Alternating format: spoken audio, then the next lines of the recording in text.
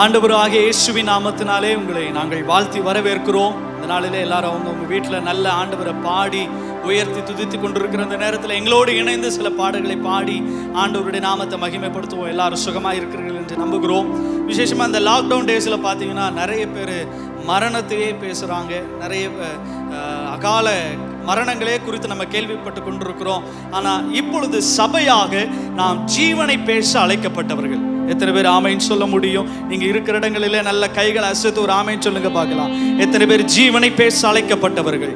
நாம் ஜீவனை பேச அழைக்கப்பட்டவர்கள். தேசத்தின் நிலைமையை நமக்கு நன்கு தெரியும். ஆகவே நம்ம எல்லாரும் சேர்ந்து ஜீவனை பேச போகிறோம், ரட்சிப்பை பேச போகிறோம். அன்றைக்கு உலர்ந்த எலும்புகள் நிறைந்த பள்ளத்தாக்கிலே ஆவியானவர் வந்த போது அவைகள் ஒரு மகா திரள் சேனையாய் எழும்பி நின்றது போல இந்த நாட்களிலும் அவைகள் திரும்பி நடக்க போகிறது. ஆகவே எங்களோடு இணைந்து விசுவாசத்தோடு நல்ல கரங்களை தட்டி ஆண்டவரை பாடி உயர்த்துவோமா?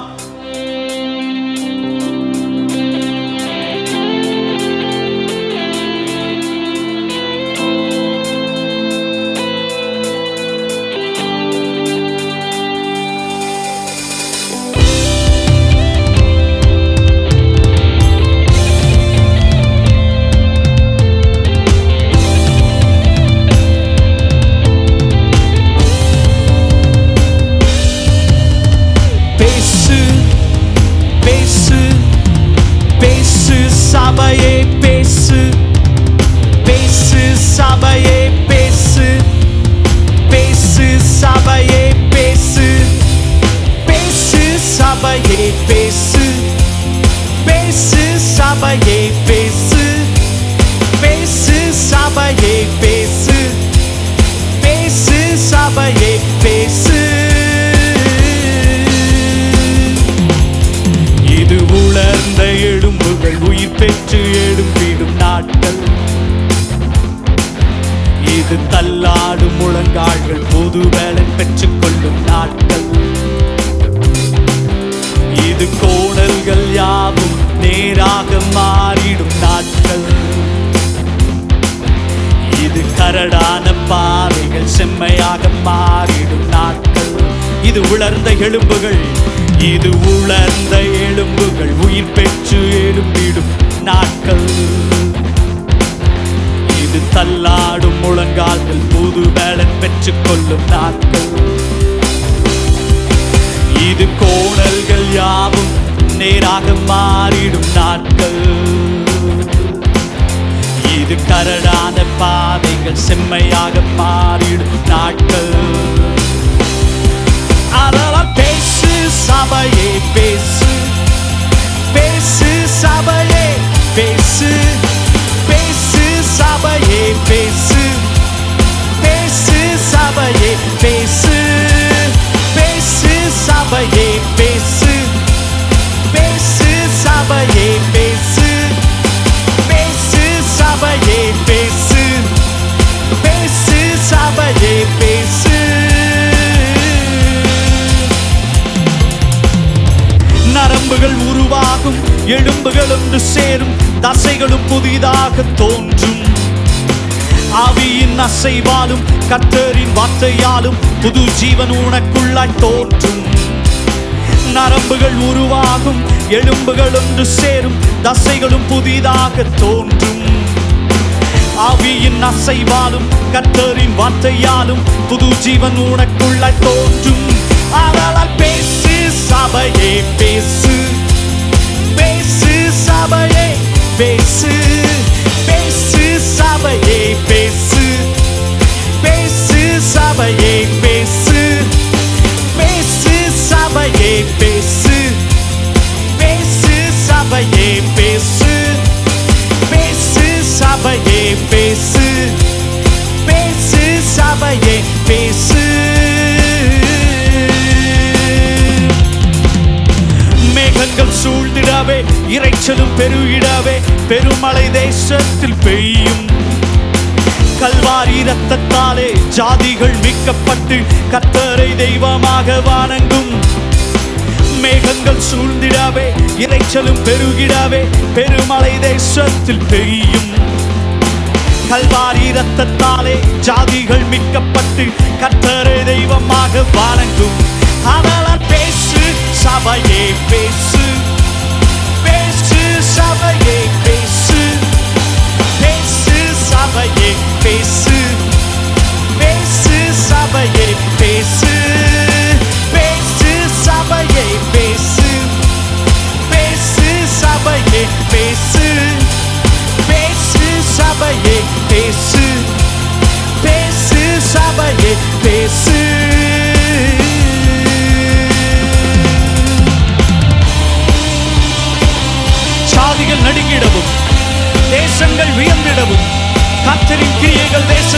வெளிப்பட போகிறது.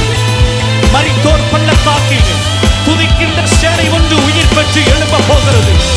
எங்களோடு இணைந்து ஜீவனை பேசுகிறவர்கள் நல்ல விசுவாசத்தோடு பாடுவோமே.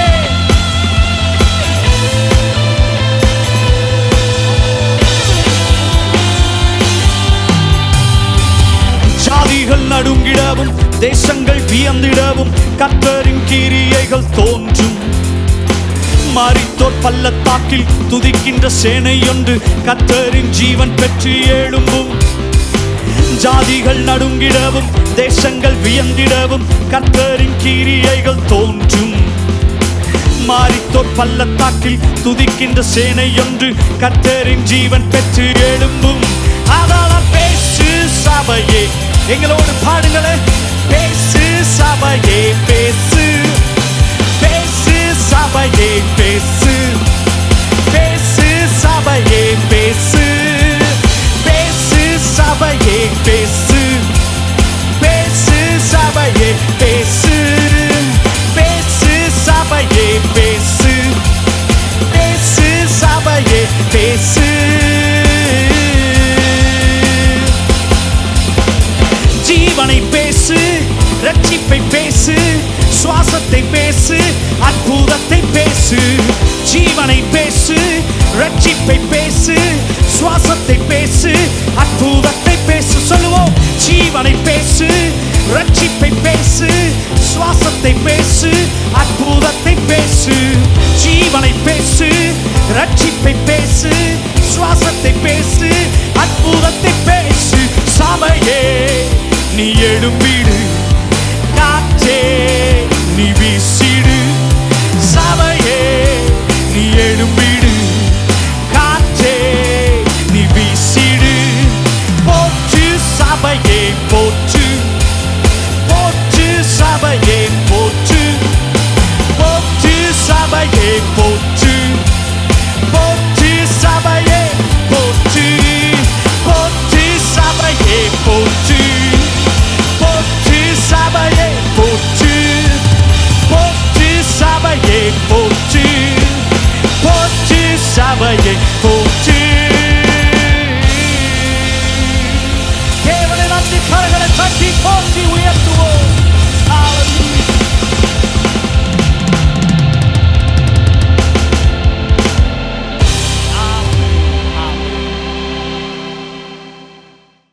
ஐபிஏ ஃபெய்த் சிட்டி சபையார் யாவரையும் ஆண்டவருடைய நாமத்தினாலே வாழ்த்துகின்றேன்.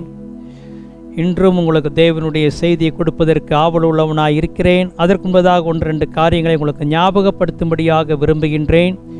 எப்பொழுது சபை கூடி வருவோம் என்பதை திட்டவட்டமாக இன்னும் நாம் அறியாதவர்களாய் இருக்கிற சூழ்நிலையில் இருக்கின்றோம். அடுத்த ஞாயிற்றுக்கிழமை முதல் ஞாயிற்றுக்கிழமை, எப்பொழுதுமே நம்முடைய சபையினுடைய ஒழுங்கு முதல் ஞாயிற்றுக்கிழமை நாம் திருவிருந்து எடுக்க வேண்டும். ஒவ்வொரு முறையும் சர்ச்சு திறந்துரும்னு சொல்கிறதுனால தான் நான் அதை சரி வச்சுக்கலாம்னு சொல்லி டிலே ஆகிட்டே போயிடுச்சு. இப்போ நமக்கு சரியான நிச்சயம் இல்லாதனால எப்பொழுதும் போல் ஃபஸ்ட்டு வீக்கு தயவுசெய்து எல்லாருடைய வீட்டிலும் திருவிருந்தை ஆசரிக்கும்படியாக உங்களை கேட்டுக்கொள்கிறேன். 2-3 முறை உங்களுக்கு சொல்லி கொடுத்துட்டேன், நீங்கள் எப்படி செய்யணும்னு சொல்லி. என்னுடைய பழைய வீடியோ கூட உள்ளே இருக்கும், நீங்கள் அதை கேட்டுக்குங்க. அதனாடி அந்த வர்ஷிப் டைம் முடிஞ்ச உடனே நீங்கள் தானே வீட்டில் தானே வர்ஷிப் பண்ணுறோம். நாங்கள் யூடியூப்பில் வர்ஷிப் நடத்துறதில்ல. சில சபைகள் நடத்துகிறார்கள். என்னை ஆண்டவர் உணர்த்தினது என்னவென்றால், ஜனங்கள் அவர்கள் வீட்டில் நல்லா வாயை திறந்து அவங்க பாடி கர்த்தரை ஆராதிக்கணும்னு என்னோட கூட பேசினார். நீங்கள் பாருங்கள், நிறைய பேர் யூடியூப்பில் பாடும்பொழுது யாரும் கூட சேர்ந்து பாடுறதில்ல. கமெண்ட் அடிச்சுட்டு கிட்டார் இப்படி போடுறாங்க, இதை அங்கே வச்சுருக்கணும் இங்கே வச்சுருக்கணும் தான் பண்ணுறாங்க. ஆனால் உங்கள் வீட்டுக்குள்ளே இருக்கும்பொழுது ஒரு மெய்யாகவே தேவ பிரசன்னத்தோடு கூட நீங்கள் அந்த பகுதி நீங்கள் தான் பண்ணணும். அப்போ நீங்கள் ஆராதித்து முடித்த பிற்பாடு அப்புறம் நீங்கள் அந்த வேத பகுதியை படிச்சுட்டு நீங்கள் அப்பத்தையும் திராட்சை ரசத்தையும் நீங்கள் வீட்டிலேயே நீங்கள் ப்ரிப்பேர் பண்ணிக்கிங்க. நான் உங்களுக்கு சொல்லிவிட்டேன் எப்படி ப்ரிப்பேர் பண்ணணும். பண்ணி ஒரு தட்டில் வச்சுட்டு, ஃபேமிலியாக தானே எடுக்கிறீங்க, ஒரு கிளாஸ் டம்ளரில் ஏதோ ஒன்று வச்சு நீங்கள் உங்களுக்குள்ளேயே தானே ஷேர் பண்ணுறீங்க, காமனாக வச்சுட்டு கூட நீங்கள் ஷேர் பண்ணிக்கலாம். அதனாடி நீங்கள் வச்சுட்டு ஜெபம் பண்ணிவிட்டு குடும்ப தலைவன் எடுத்து கொடுக்கலாம். அப்படி நீங்கள் வருகிற ஞாயிற்றுக்கிழமை தயவு செய்து எல்லாருடைய வீட்டிலும் பயந்துக்க வேண்டாம். நான் போன வாரமே உங்களுக்கு போன முறையே சொன்னேன், பயப்படுகிற காரியங்கள் அது உங்களுக்கு பாதுகாப்பு இருக்கும். ரொம்ப நாள் திருவிருந்து எடுக்காமல் இருக்கக்கூடாது. திருவிருந்து எடுப்பது நமக்கு தேவனோடு கூட ஐக்கியமாக இருக்கிறோம். அது ஒரு ரினியூவல், அதை காட்டுகிறது. ஸோ தயவுசெய்து எடுத்துக்கொள்ளுங்க. ஒருவேளை எனக்கு நான் ஒரு ஆளாக இருக்கிறேன், 2 பேராக இருக்கிறேன், எங்கள் வீட்டில் அந்த மாதிரியெல்லாம் வசதி இல்லை அப்படின்னு சொன்னீங்கன்னா, உங்களுடைய லீடர்ஸ் உங்களுக்கு நம்முடைய ஹாஸ்டலில் வைத்து எப்போ கொடுப்போங்கிறத அவர்கள் உங்களுக்கு தெரியப்படுத்துவார்கள். ஒரு நாள் பகலோ அல்லது ஒரு வேளையில் அவர்கள் தெரியப்படுத்தும் பொழுது நீங்கள் வாருங்கள். பட்டு 90% அவர்கள் வீட்டில் எடுக்கணும்னு உங்களை அன்பாக கேட்டுக்கொள்கிறேன். அந்த அரசாங்கம் சில விதிமுறைகளை நமக்கு வைத்திருக்கிறபடியால் நம்ம ஒன்றாக கூடி வர முடியாது. ஒரு சிலர் அந்த மாதிரி சூழ்நிலையில் இருக்கிறவர்களுக்கு நாங்கள் உதவி செய்ய விரும்புகிறோம். அதை உங்களுடைய ஏரியா லீடர்கள் மூலமாக நீங்கள் அறிந்து கொள்ளலாம். அல்லது நான் வாட்ஸ்அப்பில் போடும் பொழுது அதை பார்த்து அதை கேட்ட விதமாய் உங்களை ஆயத்தப்படுத்திக் கொள்ளும்படியாக உங்களை நான் அன்பாக கேட்டுக்கொள்கின்றேன்.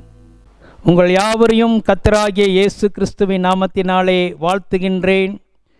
ஒவ்வொரு வாரமும் யூடியூப் வாயிலாக உங்களோடு கூட தேவனுடைய வார்த்தைகளை நான் கொடுத்து கொண்டு வருகின்றேன்.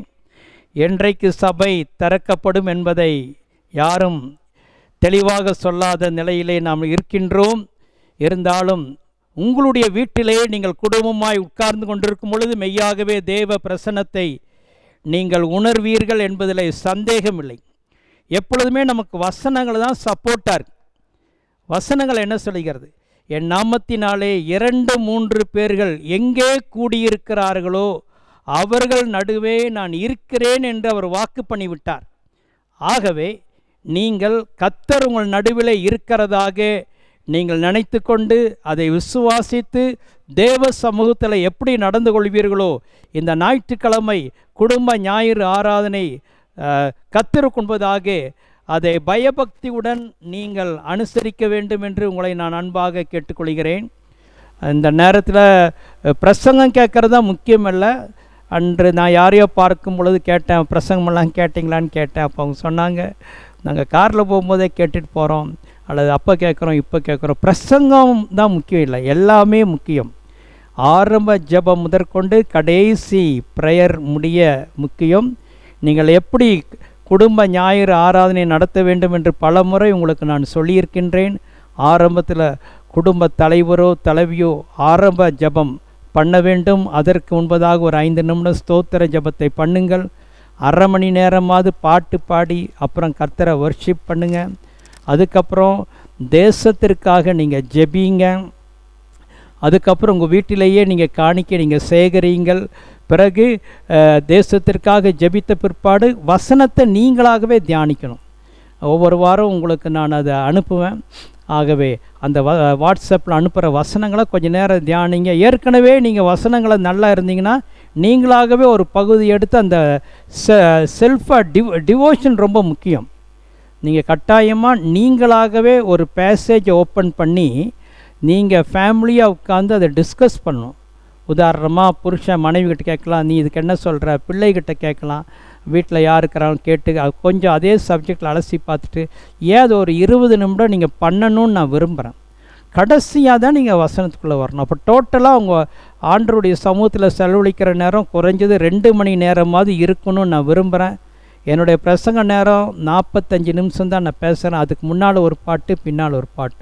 ஆகவே நம்ம சபையை சேர்ந்த மக்கள் இந்த காரியங்களை நீங்கள் அனுசரிக்கும்படி உங்களை மிகவும் அன்பாக நான் கேட்டுக்கொள்கின்றேன். இப்பொழுது நாம் நேரடியாக தேவனுடைய வார்த்தைக்குள் நாம் கடந்து செல்வோம். கடந்த 2 வாரங்களாக வெளிப்படுத்தல் 3ஆம் அதிகாரம் 15ஆம் வசனத்தை நாம் தியானித்து கொண்டு வந்தோம். உங்கள் எல்லாருக்கும் இப்போ மனப்பாடமாக தெரியும். அதாவது கடைசி கால சபைக்கு கர்த்தர் என்ன சொன்னார்? லவோதிக்கேயா சபைக்கு நீ அனலும் இல்லாமல் குளிரும் இல்லாமல் இருக்கக்கூடாது, நீ ஒன்றா அனலாயிரு அல்லது குளிராயிரு அப்படின்னு சொல்கிறார். அப்போது எதை தெரிஞ்சு கொள்ளணும்னு நமக்கு சொல்கிறார். இப்போ அனலாயிரு ஒன்றா நீ அனலாயிரு குளிராயிருன்னா நம்ம எதை தெரிஞ்சிருக்க வேண்டும். அதையும் பைபிள் அழகாக சொல்கிறார்.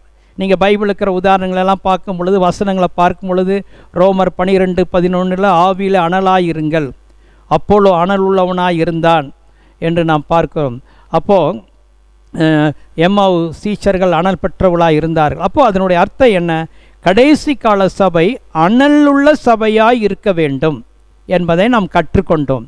இன்றைக்கு அதை ஒட்டின ஒரு தலைப்பு, கர்த்தருக்காக. போன வாரம் நாம் பார்க்கும் பொழுது யோவான் ஸ்நானகன் எரிந்து பிரகாசிக்கிற விளக்காக இருந்தான்.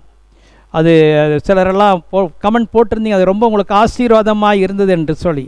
இது நடுவில் இன்னொன்றும் உங்களுக்கு சொல்லிக் கொள்கிறேன். நீங்கள் செய்தி கேட்கும் பொழுது நீங்கள் அதில் ஆக்டிவாக பங்கெடுக்கணும்னு விரும்புகிறேன். இப்போ வீட்டுக்குள்ளே இருந்து நீங்கள் எப்படி ஆக்டிவாக பங்கெடுக்கிறீங்கன்னு எனக்கு தெரியும். நீங்கள் அந்த யூடியூப்பில் கீழே கமெண்ட் இருக்குது, yes pastor, praise the lord, amen, hallelujah அப்படின்னு சொல்லி இந்த செய்தியில் நீங்கள் பங்கெடுக்க வேண்டும். சபைக்குள்ளே எப்படி இருக்கிறீங்க, அதே மாதிரி வீட்டுக்குள்ளே கொடுக்குற ரெஸ்பான்ஸு இதில் நீங்கள் கொடுக்குறீங்க. அப்போது அது உங்களையும் உற்சாகப்படுத்தும், என்னையும் உற்சாகப்படுத்தும். ஆகவே நாம் தொடர்ந்து இந்த வாரத்திலே அக்னி என்கிற தலைப்பை நாம் பார்க்க போகிறோம். அதற்கு ஆதாரமாய் ஒரு வசனத்தை நாம் வாசிப்போம். எபிரேயர் 12ஆம் அதிகாரம் 29ஆம் வசனம். நம்முடைய தேவன் பட்சிக்கிற அக்னியாய் இருக்கிறாரே. நாம் எல்லாரும் சேர்ந்து சொல்லுவோம், நம்முடைய தேவன் பட்சிக்கிற அக்னியாய் இருக்கிறாரே. ஆமென். அப்போது நம்முடைய தேவனுக்கு, நம்முடைய ஆண்டவருடைய கேரக்டரிஸ்டிக், அவர் எப்படிப்பட்டவர் அப்படின்னு உங்களை கேட்டால் நீங்கள் சொல்லணும், எங்களுடைய தேவன் பட்சிக்கிற அக்கினி. ஆமென் சொல்லுவோம். இன்னொரு வார்த்தை, காட் இஸ் ஃபயர். அப்போ ஆண்டவர் பைபிளில் அவர் அக்னி என்று எழுதப்பட்டிருக்கிறது. அதை கொஞ்ச நேரம் நம்ம பார்க்க போகிறோம். அப்போது நீங்கள் அதுக்கு பழைய ஏற்பாடுக்குள்ளே போனீங்கன்னா ஆண்டவர் தம்மை வெளிப்படுத்தும் பொழுது அக்னியில் தான் வெளிப்படுத்துகிறார். சில இடங்களில் ஆபிரகாமோடு கூட கர்த்தர் உடன்படிக்கை பண்ணும் பொழுது அவனை பலி செலுத்த சொல்கிறாரு. பிறகு அவனுக்கு அயர்ந்த நித்திரை வருவதாக எழுதப்பட்டிருக்கிறது. அதுக்கப்புறம் அவன் பலி செலுத்துகிற அது நடுவில் அக்னி ஜுவாலையில் ஆண்டவர் அவனோடு கூட பேசினார் என்று நாம் பார்க்கின்றோம். சரி, பழைய ஏற்பாடு காலத்தில் அக்னியை பார்த்துட்டாலே ஆண்டவரை பார்த்த மாதிரி. அதுதான் ஒரு ரெகக்னேஷன். அவங்க ஒரு ஆஃபரிங் செலுத்தும் போது, உதாரணமாக நீங்கள் ஆபேல் காணிக்கை செலுத்தினா, மிருகங்களை பலி செலுத்தினா, பைபிளில் அக்னி இறங்குச்சின்னு எழுதலை. ஆனால் அதுதான் நடந்திருக்குது. ஏன்னா யார் காயின் பொறாமப்படுறானே அவனும் கொண்டு போய் வைக்கிறான். அந்த மாதிரி நடக்கலை, அதுக்காக கொலையே செஞ்சிட்டான்னு நீங்கள் பாருங்கள். அப்போ எவ்வளோ தூரம் எனக்கு அந்த பிரச்சனை வரலையே, நான் கொடுத்த காணிக்கையில் தீ வரலையே அப்படின்னு அவன் யோசித்து தான் அதை பண்ணான். அப்போது அந்த அக்னி தேவனுடைய பிரசன்னத்திற்கும் அடையாளமாய் காணப்பட்டிருக்கிறது. சாத்ராக், மேஷாக், அபேத்நேகோ அக்னியில் போட்டாங்க.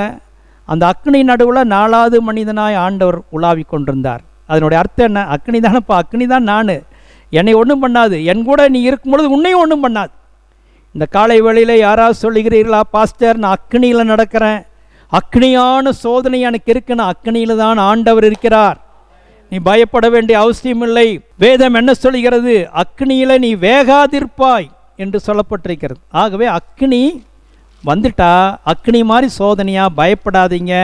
அந்த அக்னியிலே நீங்கள் தேவனுடைய மகிமையை காண்பீர்கள். ஆமென். தேவன் அக்னியாய் இருக்கிறார். சரி, இன்னும் இந்த அக்னி சற்று ஆண்டவர் வச்சு உங்களுக்கு விளக்குறேன். சகரியா 2ஆம் அதிகாரம் 4ஆம் 5ஆம் வசனத்தை நாம் வாசிப்போம். இவன் அவரை நோக்கி, நீ ஓடி இந்த வாலிபனிடத்தில் சொல்ல வேண்டியது என்னவென்றால், எருசலேம் தன் நடுவில் கூடும் மனுஷரின் திரளினாலும் மிருக ஜீவன்களின் திரளினாலும் மதிலில்லாத பட்டணங்கள் போல் வாசஸ்தலமாகும். நான் அதற்கு சுற்றிலும் அக்கினி மதிலாயிருந்து அதன் நடுவில் மகிமையாக இருப்பேன் என்று கர்த்தர் சொல்லுகிறார். பைபிள் நீங்க படிக்கும் பொழுது நிறைய தீர்க்க தரிசன வார்த்தைகள் இஸ்ரவேல் மக்களை குறித்து சொல்லப்பட்டிருக்கிறது. இஸ்ரவேல் மக்களை குறித்து சொல்லப்பட்டது ஆவிக்குரிய அர்த்தத்தில் நமக்கும் சொந்தமானது. இங்கே என்ன சொல்றாரு? எருசலேமை பற்றி பேசுறார். எருசலேம் தன் நடுவிலே கூடும் மனுஷரின் திரள், மிருக ஜீவன்களின் திரள், 2 திரள் இருக்குது. அப்போது அவ்வளவு திரள் இருக்கிறதுனால மதில் இல்லாத பட்டணம் ஆயிடுச்சு. நீங்கள் சொல்கிறது விளங்கிக்கிறீங்களா? என்ன சொல்கிறாருன்னா, இந்த ஆடு மாடுகளுக்கு மனிதர்கள் அவ்வளவு பெருகியிருப்பாங்க, மதிலே கட்ட முடியாது, அந்த இடம் இல்லை அப்படிங்கிறார். நீங்கள் இஸ்ரவேல் நாட்டுக்கு போனீங்கன்னா அந்த எருசலேம் தேவாலயம், இன்னும் அந்த பட்டணத்துடைய அலங்கமெல்லாம் பார்த்தீங்கன்னா, நீங்கள் சும்மா சாதாரணமாக நம்மளாம் 5 இன்ச்சில் ஒரு ஆலோ பிளாக் வச்சு கட்டுறோம், அந்த மாதிரி இல்லை. அது ஒரு 20-30 அடி அகலமாக இருக்கும், ரோடு மாதிரி. பெரிய நான் கம்மியாக சொல்கிறேன், ஒரு 50-100 அடி இருக்கும். அவ்வளோ பெரிய காம்பவுண்டு வாலில் மேலே வீடுக இருக்கும், நீங்கள் நடக்கலாம், வண்டிக்கு போகலாம். அந்த மாதிரி தான் அவங்க காம்பவுண்டு வால். அப்போ அதுக்கு நிறைய இடம் பிடிக்கும் பாருங்கள். அப்போ இங்கே சொல்கிறாரு, அதுக்கே இடம் இருக்காத அளவிற்கு ஜனங்களையும் மிருக ஜீவன்களையும் நான் திரளாக கொடுப்பேங்கிறார். இன்னொரு விதத்தில் ப்ராஃபஸி, கடைசி காலத்தில் சபையில் கர்த்தர் திரளான ஆத்துமாக்களை கொண்டு வருவார். ஆமீன் சொல்லுவோம். ஆமீன். திரளான ஆத்துமாக்களை கொண்டு வருவார். அப்போ திரளான மிருக ஜீவன்களாக என்ன, அந்த காலத்தில் அதுதான் அவங்க ப்ராஸ்பரிட்டி, அதுதான் அவங்க சொத்து. ஆடு, மாடு, கழுதை, ஒட்டகங்கள், இவைகள்லாம் தானே அவங்களுக்கு சொத்து, இவைகள்லாம் தானே அவங்களுக்கு வாகனமாகவும் சிலது வாகனமாகவும் இருந்தது. அப்போது இது அப்படி ஒரு தீர்க்க தரிசனமாக நீங்கள் எடுத்துக்கலாம். அப்புறம் சொல்கிறாரு, மதில் இல்லை. மதில் இல்லாதனால இவர் என்ன பண்ணுறாரு, மதில் இல்லை. அப்போ அவர் என்ன பண்ணுறார், 5 சொல்கிறாரு, நான் அதற்கு சுற்றிலும் அக்னி மதிலாயிருப்பேன். நாம் என்ன சொல்லுவோம், அக்னி மதில். அப்போது ஆண்டவர் இந்த காலை வேளையிலே உங்களை பார்த்து என்ன சொல்கிறார் என்றால், நாம் தான் எருசலேம், நாம் தான் இஸ்ரவேல் மக்கள், நம்மை சுற்றிலும் சபையை சுற்றிலும் அவர் அக்னி மதிலாயிருக்கிறார். ஆமேன். நீங்கள் பயப்படாதீங்க, நீங்கள் கவலைப்படாதீங்க. யாராவது என்ன பண்ணிடுவானா, சத்துரு உள்ளே வந்துடுவானா, எனக்கு ஏதாவது நாசமோசங்க நேரிடுமா? இல்லை, அவரே நமக்கு அக்னி மதில். அக்னி மதிலை யாராவது தாண்டி வர முடியுமா? கொஞ்சம் யோசிச்சு பாருங்கள். அக்னிக்கு அடியிலையும் போக முடியாது, மேலேயும் போக முடியாது, உள்ளேயும் ஊடுருவ முடியாது. அந்த ஒரு டிவைன் ஃபயர், டிவைன் ப்ரொடெக்ஷனை தேவன் தம்முடைய பிள்ளைகளுக்கு பைபிளில் வாக்கு பண்ணியிருக்கிறார். இன்னும் நீங்கள் அதை குறித்து நீங்கள் பார்க்கும் பொழுது எபிரேயர் 11:34 கூட படிங்க. அக்கினியின் உக்கிரத்தை அவித்தார்கள். போதும்.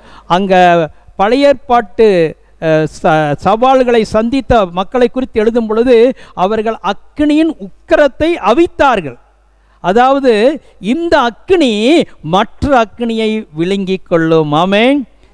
இதுதான் தேவனுடைய அக்கினி. உனக்கு வர்ற அக்கினியெல்லாம் ஒன்றுமே இல்லை. நீங்கள் அக்கினி சோதனையில் போகிறீங்களா, அவருடைய அக்கினி உங்களுடைய அக்கினியெல்லாம் விழுங்கி போட்டுவிடும்.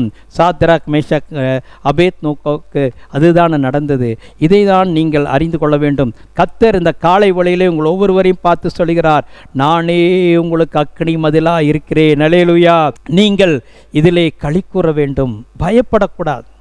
அவர் உங்களை சுற்றிலும், உங்கள் பிள்ளைகளை சுற்றிலும் அவர் ஒரு அக்னி மதிலாயிருக்கிறார். இன்னும் நீங்கள் பார்த்தீங்கன்னா யோபுக்கு அப்படி தானே இருந்ததுனால தானே சாத்தான் தொட முடியாமல், அவனே சொல்கிறான்ல, நீர் அவனை சுற்றி வேலி அடைக்கவில்லையா? வேலின்னா என்ன? அது ஃபயர், வேலி. சாத்தான் சாதாரண போயிடுவானே, அக்னி.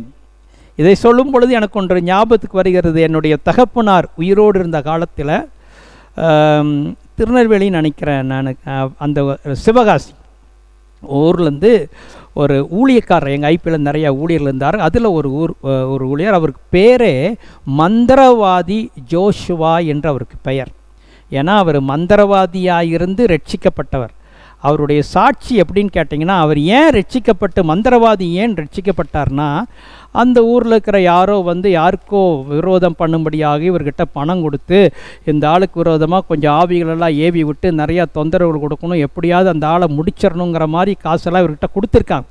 இவரும் அந்த ஆளுக்கு விரோதமாக எப்பொழுதுமே அந்த மந்திரவாதிகள் முதல்ல ஒரு சாதாரண ஆவி அனுப்புவாங்க, அதுக்கப்புறம் அந்த கிரேடு படி தான் அனுப்புவார்களாம். அவர் அப்படி தான் அவருடைய சாட்சியில் சொன்னார். ஒவ்வொன்றையும் அனுப்புகிறாரு, கிட்டையே போக முடியலையாம். இவர் பார்த்துட்டு இதுக்காக நிறைய அந்த காட்டிலெல்லாம் போய் பண்ணுவாங்களே என்னென்னமோ, அதெல்லாம் இவர் பண்ணிவிட்டு கடைசியில் அந்த கிரேடு உயர்ந்த ஒரு ஸ்பிரிட் அனுப்புகிறாராமா, போய் முடிச்சுட்டு வா அப்படின்னு சொல்லி பணம்லாம் நிறையா வாங்கிட்டார். அப்போது இந்த ஆவி அனுப்புனா, இந்த குட்டி பிசாசு அனுப்புனா எதையும் முடிச்சுட்டு வந்துடுமாமா. அன்னைக்கு அந்த பிசாசு இவர்கிட்ட சொல்லிச்சாமல், என்னால் முடியல.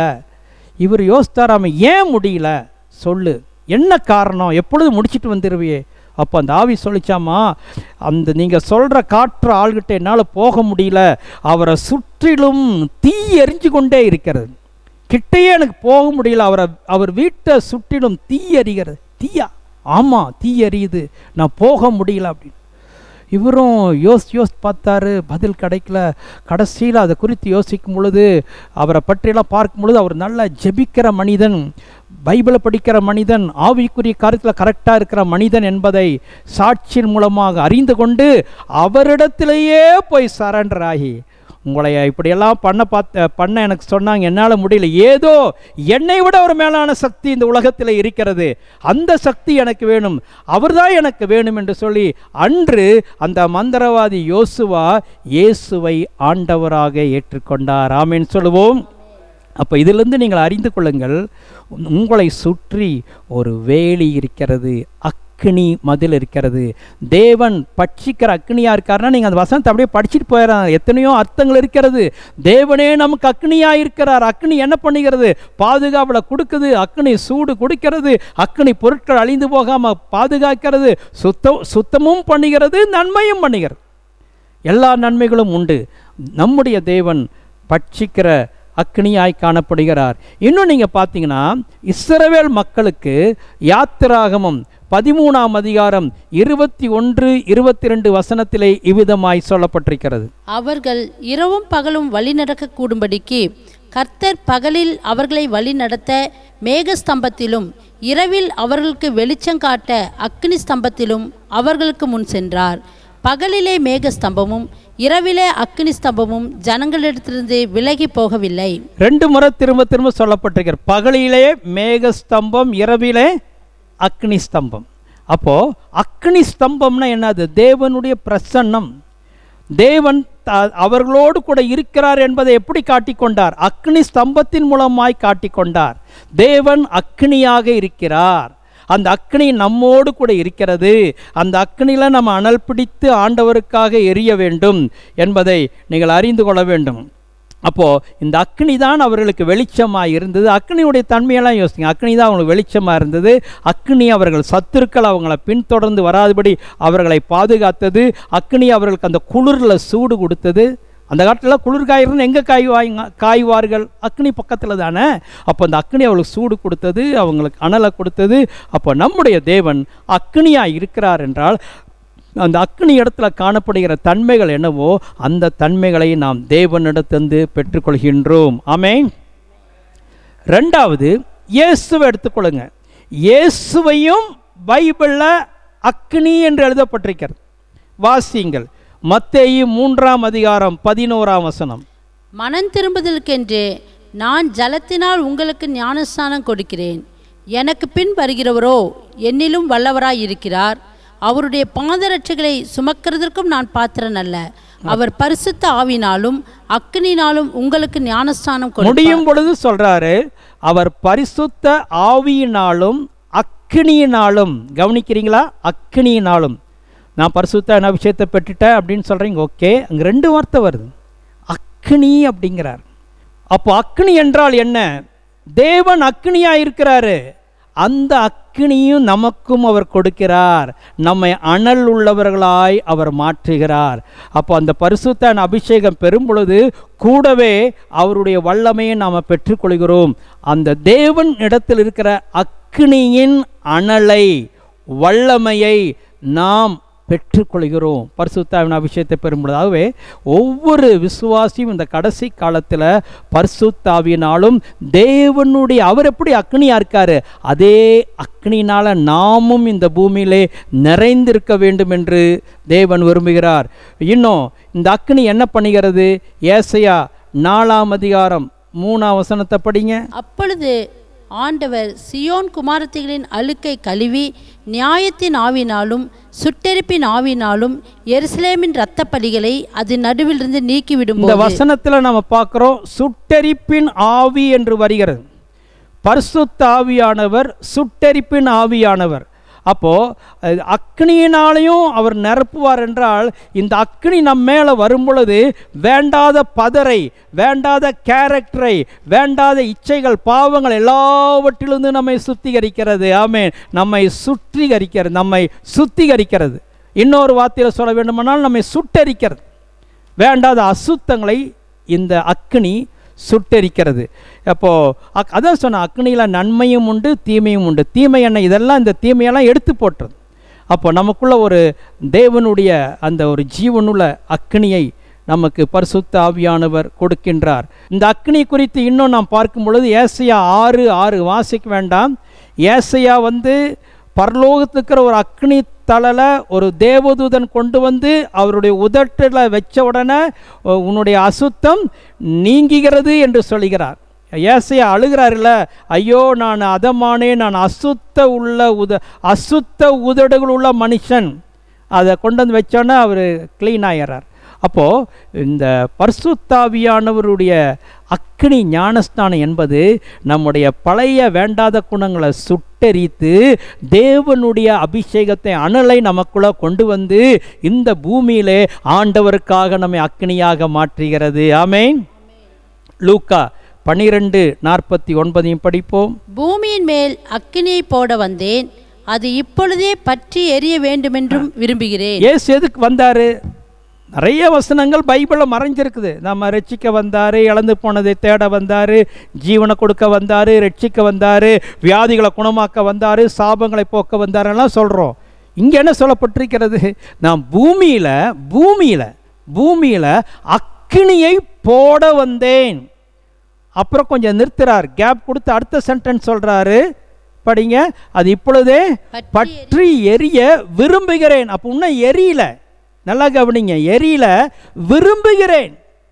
போட வந்தேன், அது இப்பொழுதே பற்றி எரிய விரும்புகிறேன். அப்புறம் அடுத்த வருஷம் சொல்லும்போது இல்லை இன்னும் டைம் இருக்குது, நான் முழுக வேண்டிய ஸ்நானம் இருக்குது, இன்னும் நான் சிலுவைக்கு போகணும், சிலுவையில் மறிக்கணும், அடக்கம் பண்ணப்படணும், 3ஆம் நாளில் உயிரோடு கூட எழுமணும், பரமேறி போகணும், அங்கேருந்து பரிசுத்தாவியானவரை அனுப்பணும், அதுக்கப்புறம் தான் இது தீப்பிடிச்சி எரியுங்கிறத கற்பனை பண்ணி அப்போவே நடந்தால் நல்லா இருக்குமேன்னு சொல்கிறார். அப்போ எவ்வளவு தூரம் இயேசு அதை விரும்புகிறார். அப்போ இயேசுவே அக்னி, இயேசு அக்னியை பற்றி பேசியிருக்கிறாரு. அந்த அக்னி பரிசுத்தாவியானவர் என்ற ஒரு அறிமுகத்தை அங்கே அவர் கொண்டு வருகிறார். அப்போ அவர் மனசுக்குள்ளே நினச்சி சொன்னது என்ன? இப்போ நான் கேட்குறது என்னென்னா, இப்பொழுதே பற்றி எரிய விரும்புகிறேன்னு சொல்கிறாது என்னது? அதாவது ஆவியானவர் உங்களை எல்லாம் நிரப்பி அந்த அனல் உங்களை கொடுத்து எனக்காக உலகமெங்கும் நீங்கள் சாட்சிகளாக இருக்க வேண்டும். ஆமென். அதான் அப்போஸ்தலர் 1:8 சொல்கிறார் இல்லைங்களா, பரிசுத்தாவி உங்களிடத்தில் வரும்பொழுது நீங்கள் பலன் அடைந்து எருசலேமிலேயும் யூதேயாவிலும் சமாரியாவிலும் பூமியின் கடைசி பரியந்தமும் எனக்கு சாட்சிகளாக இருப்பீர்கள். அப்போது அதை தான் அவர் சொல்கிறாரு, பரிசுத்தாவியானவருடைய அந்த அக்னியினால் நம்ம எல்லாரும் நிரப்பப்பட வேண்டும். அந்த வல்லமையினால் நாம் நிறைந்து ஏதோ அந்நிய பாஷை பேசி கொண்டிருக்கிறதுக்காக மாத்திரமல்ல, உலகமெங்கும் ஆண்டவருடைய வார்த்தைகளை அறிவிக்கிறவளாய் நாம் போக வேண்டும். அப்போஸ்தலர் 2:3 கூட படிங்க. அல்லாமலும் அக்கினிமயமான நாவுகள் போல பிரிந்திருக்கும் நாவுகள் அவர்களுக்கு காணப்பட்டு அவர்கள் ஒவ்வொருவர் மேலும் வந்து அமர்ந்தது. அப்போஸ்தலர் 2ஆம் அதிகாரத்தில் பரிசுத்தாவியானவர் இறங்கின பொழுது இயேசு சொன்னது அங்கே நிறைவேறினது. தீப்பிடிச்சு பற்றி எரியுங்கிறது அப்போஸ்தலர் 2 நடந்துருச்சு பாருங்க. அப்போ அந்த அக்னி நாவுகள் ஒவ்வொருத்தருடைய தலை மேலே வந்து அக்னி நாவுகள். அப்போது நம்முடைய நாவு அபிஷேகத்தை பெறும் பொழுது அக்னி நாவாக மாறிவிடுகிறது. சுவிசேஷத்தை அறிவிக்கக்கூடிய ஒரு அனாயிண்டிங்கை நம்ம பெற்றுக்கொள்கிறோம். அனாயிண்டிங்கை பெற்றும் செய்யாமல் இருக்கிறோம். அவர் என்ன சொல்கிறாரு? அது பற்றி எரிய விரும்புகிறேன். ஒவ்வொருவரும் ஆண்டவருடைய அக்னியில் பற்றி எரிந்து, யோவான் ஸ்நானகன் எப்படி எரிந்து பிரகாசிக்கிற விளக்காக இருந்தானோ அதே போல அழிந்து போகிற இந்த உலகத்திலே நாம் பிரகாசிக்கிற விளக்காக இருக்க வேண்டும் என்று தேவன் விரும்புகிறார். ஆமென் சொல்லுவோம். ஆமென்.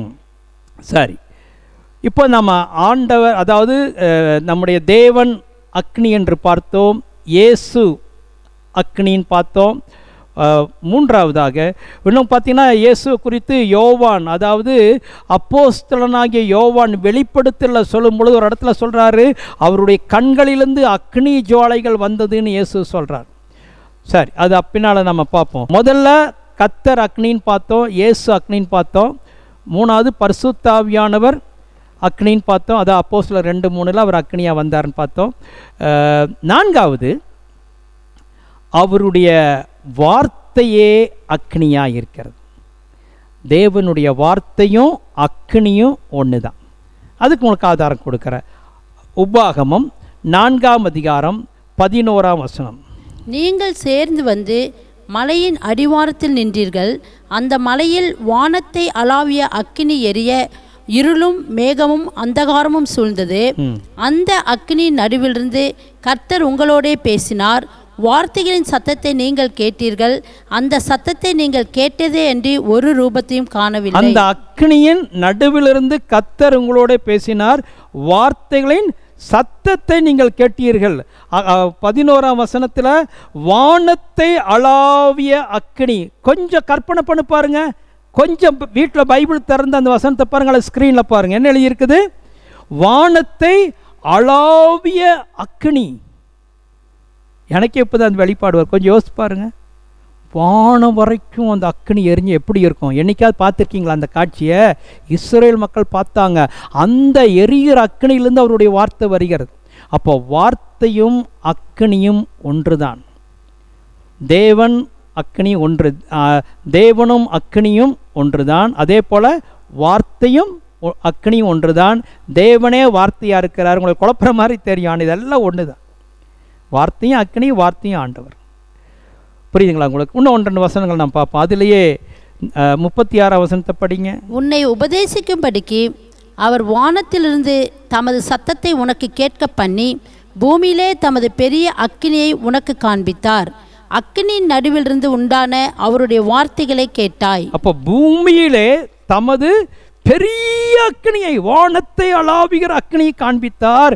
அக்கினியின் நடுவிலிருந்து உண்டான அவருடைய வார்த்தைகளை. அப்போ வார்த்தை அந்த அக்கினியிலிருந்து புறப்பட்டு வருகிற வார்த்தை எப்படிங்க இருக்கும்? நீங்களே சொல்லுங்க. அக்கினியிலிருந்து புறப்பட்டு வருகிறது எப்படி இருக்கும்? அக்கினியாக இருக்கும். அப்போ நீங்க ஆவியில நிறைந்து தேவனுடைய அக்கினியில நிறைந்து அந்த நாவல சொல்லுகிற வார்த்தையும் அக்கினியாய் புறப்பட்டு போகும். ஆமென். அதை தான் நீங்கள் அறிந்து கொள்ள வேண்டும். இன்னும் ஒரு 4 ரெஃபரன்ஸ் கொடுக்குற. எரேமியாக்கு திருப்புங்க. எரேமியா 5ஆம் அதிகாரம் 14ஆம் வசனத்துடைய முதல் பாகத்தை வாசியுங்கள். ஆகையால் சேனைகளின் தேவனாகிய கர்த்தர் சொல்லுகிறது என்னவென்றால், நீங்கள் இந்த வார்த்தைகளை சொன்னபடினால் இதோ நான் உன் வாயிலிட்ட என் வார்த்தைகளை அக்கினியும். அப்போ எரேமியா சொல்றார், இதோ நான் உன் வாயில் இட்ட வார்த்தை என்னவாயிருக்கும்? அக்கினிங்கிறார். அதான் இப்போ உங்களுக்கு சொன்ன, உங்க வார்த்தை அக்கினி. தேவனிடத்திலிருந்து நீங்க பெற்றுக்கொண்ட வார்த்தைகள் அக்கினி வார்த்தைகள். நான் உங்களுக்கு சொல்லுகிற வார்த்தைகள் அக்கினி வார்த்தைகள். தேவனுடைய சமூகத்திலிருந்து தானே பெற்றுக்கொண்டு வருகிறேன். நான் போன வாரமே உங்களுக்கு சொன்னேன், நான் அவருடைய தூதன். இந்த சபைக்கு கர்த்தர் தூதன் மூலமாக கொடுக்கிற வார்த்தைகளுக்கு நான் சொல்கிறேன். அப்போ தேவனுடைய வார்த்தைகளை நீங்கள் அப்படி பெற்றுக்கொள்ள வேண்டும். அது அக்கினியாக இருக்கிறது. 20ஆம் அதிகாரம் 9ஆம் வசனம். ஆதலால் நான் அவரை பிரஸ்தாபம் பண்ணாமலும் இனி கர்த்தருடைய நாமத்திலே பேசாமலும் இருப்பேன் என்றேன். ஆனாலும் அவருடைய வார்த்தை என் எலும்புகளில் அடைப்பட்டு எரிகிற அக்கினியைப் போல் என் இருதயத்தில் இருந்தது. அதை சகித்து இளைத்து போனேன், எனக்கு பொறுக்க கூடாமற் போயிற்று. இதை படிக்கும் பொழுது சிரிப்பாக இருக்கு. எரேமியா என்ன சொல்கிறாரு? அவருடைய வார்த்தை எங்கே இருக்குதுங்கிறாரு? எலும்புகளில் அடைப்பட்டு எரிகிற அக்னியை போல் என் இருதயத்தில் இருந்தது, சகித்து இளைத்து போனேன், பொறுக்க முடியல. என்ன சொல்ல வராருன்னா, ஆண்டவருடைய அதாவது அங்கே சொல்கிறாரு 9ல், ஆதலால் நான் அவரை பிரஸ்தாபம் பண்ணாமலும் இனி கர்த்தருடைய நாமத்திலே பேசாமலும் இருப்பேன் என்றேன். தீர்மானம் எடுக்கிறார். ஐயோ, இனிமேல் நான் தேவனுடைய வார்த்தையை வாய் திறந்து பேசவே மாட்டேன். தீர்மானம் எடுத்துட்டாரு பாருங்க, கவனிங்க. தீர்மானம் எடுத்துட்டு வீட்டில் இருக்கிறாரு. முடியல.